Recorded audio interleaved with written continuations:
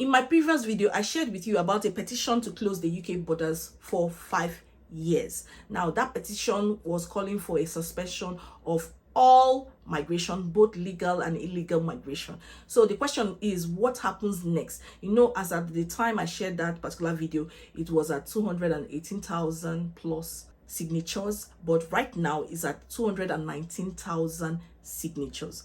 And I feel it's so important for me to share with you what happens next, because I feel many people are confused.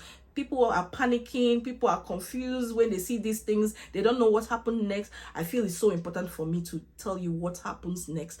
Also, there was a similar petition last year. I'm talking about November 2024. I don't know when you are watching this. It was calling for a general election. It gathered more than 2 million signatures. Now, what happened to that particular petition? So we will compare what is likely to happen to this particular petition based on what happened to the one that raised more than 2 million signatures. And I'm going to share with you the reasons why I said do not come to the UK to study or to work through the skilled worker visa unless you have some particular qualities. So do not rush through this video without watching this till the end, because I'm going to share valuable information with you so that you can make an informed decision if you decide to relocate into the UK. If you're meeting me for the first time, my name is Cynthia. I share information that will help your transition into the UK to be as smooth as possible. I share information about settling, working, or studying in the UK. If you're interested in any of these, then subscribe to this channel, turn on your notification bell so that each time I drop a new video, you'll be amongst the first people to see that video. And if you're interested in career progression, getting a visa sponsorship job, anything like that, then go to my description or the comment. You will see the link to my store where I can assist you with your CV, cover letters, supporting information, or anything that will help you move to the next level and achieve the job of your dreams. The link is in the description. And without wasting time, let's get into this video. So the main question is, what happens next after a petition has gathered thousands of signatures? What actually happens next? Now, once a petition gathers more than 10,000 signatures, the government will respond to that particular petition. I shared a video about the government's response. I'm not going to repeat it here.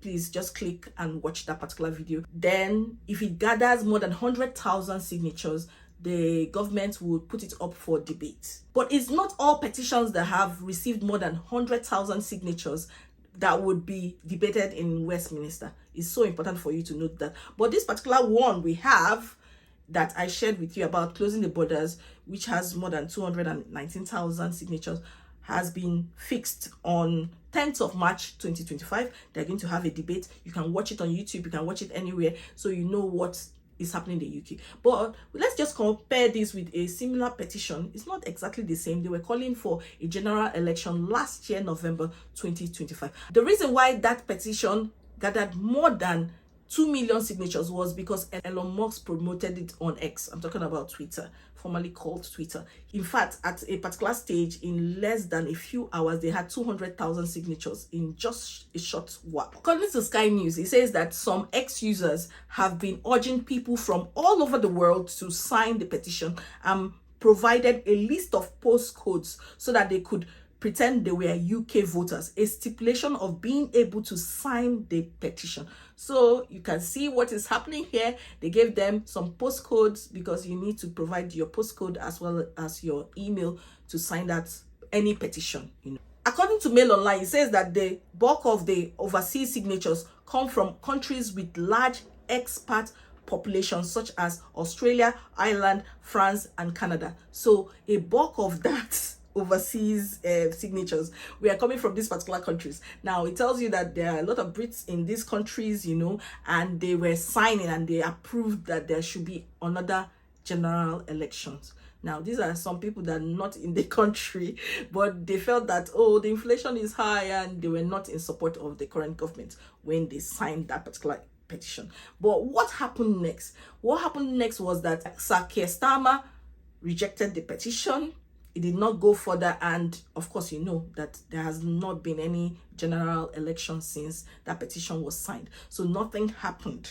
Now, why I'm sharing this with you is that when they have the debates, in Westminster, whenever they have that debate, it's likely they are not going to approve it. There is a high chance it will not be approved because the government has already said that it is harmful to the UK economy to freeze migration for 5 years. Now, I get it.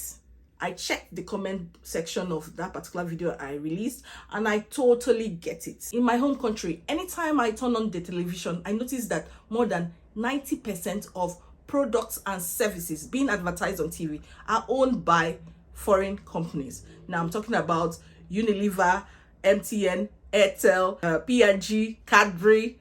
These are companies that came into our countries in Africa and then they start up their factories and they need manpower. Most times they rely on migrants because the skills or the talents they are looking for are not in the country where they have just moved to. So these migrants come in and start working, and sometimes they stay back. That's the truth. They stay back to run the business. With time, the government actually looks for ways to train the indigenes to fill in this skills gap. So I have come to a stage where I understand that, hey, every country needs another country to excel when it comes to the economy.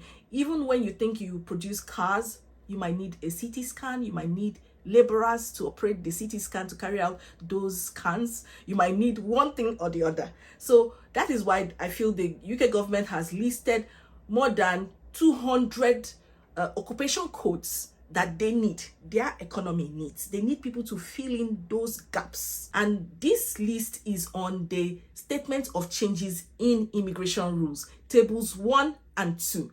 But you see the table 6, do not touch it.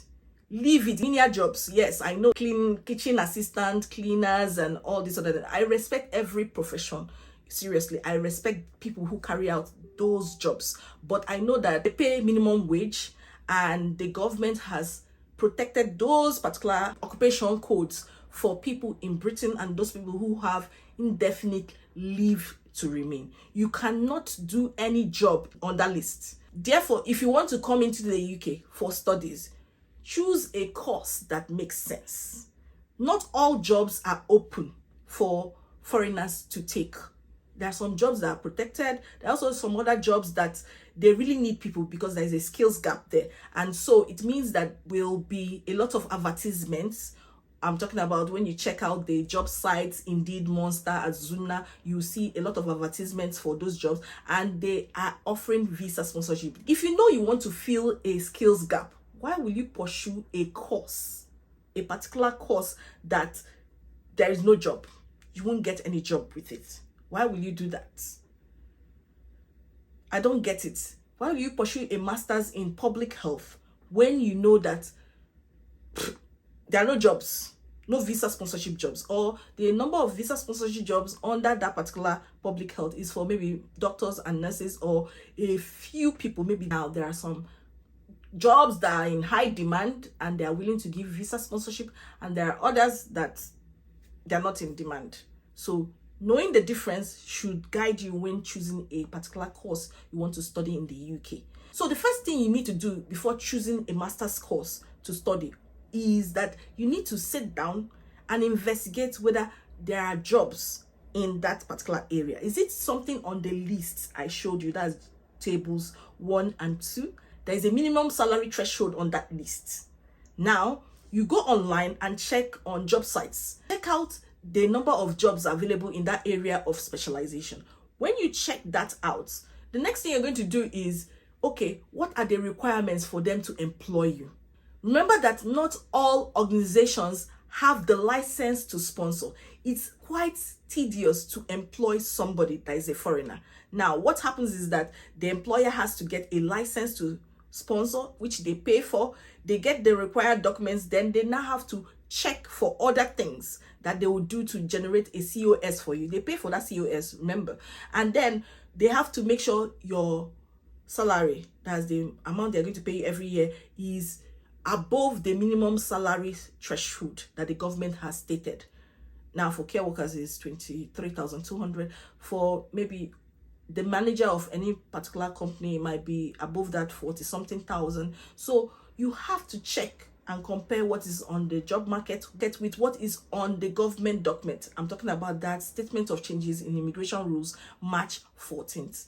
Now, once you compare it, you can now make an informed decision on whether you would go ahead with that particular course or not.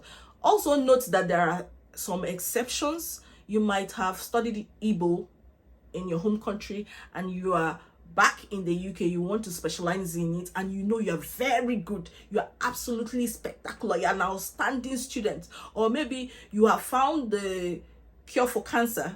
I'm talking about maybe in your home country, you just need an environment to test everything and you would flourish. You know that this is a cure, but you need a good environment where you can test this so that you can develop a cure for cancer. Please go and kill it. Advice is not for you. If you are exceptional, you are highly talented. I'm talking about people who just want a particular job. You just want a job in your field. And maybe you are an average student. So if that is you, then you need to choose a course where the UK needs people in that area. They really need people, So be careful when you are spending a lot of money selling all your land, selling everything you have just to come into the UK or Canada or the US to settle in, because you might end up going empty-handed, and maybe after your post-study work visa, you will not even get any job with visa sponsorship. And that is not my prayer for you. I just want to avoid many people coming into this country and coming to suffer. You're just going to suffer and go home empty-handed. Every day people are being deported. I've seen some people in the comments saying that, oh my goodness, what is wrong with Africans? Why are you pursuing a care job? Can't you see other people from Europe? They pursue jobs in nail salons, they pursue jobs in car washes, factories, and other. Let me tell you the truth. You cannot get a skilled worker visa opportunity to be someone that paints people's nails, or they wash cars, or work in restaurants as a waiter, or work in the factory, warehouse jobs. You cannot get a visa sponsorship job under this section. These jobs are protected by the government. They are for people who are British or have ILR. And the fact that the government has deported almost 19,000 people since they were in administration is as a result of raiding nail salons, barber shops, all these places I have listed, factories, warehouse, construction sites. Those are the places they have been raiding constantly. Please avoid trouble. Stay in a place that is legal. And I wish you the best in everything you do. I pray you'll be able to make a wise decision. And remember to subscribe to my channel and reach out to me in the link. I'll see you in my next video. Bye-bye.